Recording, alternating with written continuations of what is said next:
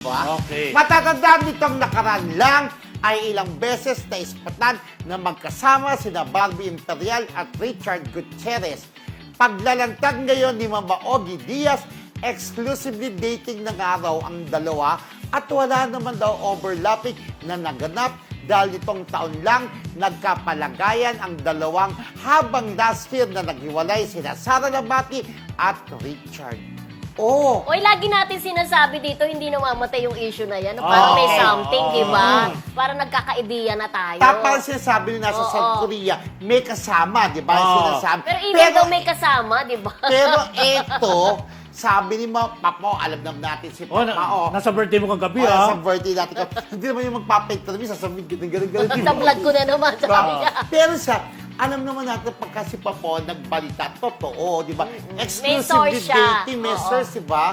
Exclusively dating. Ayan ang bumababa. Yan. Ayan, dami-dami mong salapin. Huwag kang magbastos. Bumabaha ang Gcash mo, ipagawa mo yung mo, Huwag ha? kang magbastos. Or, ano ba Gcash mo para papustiso Ayan. ka?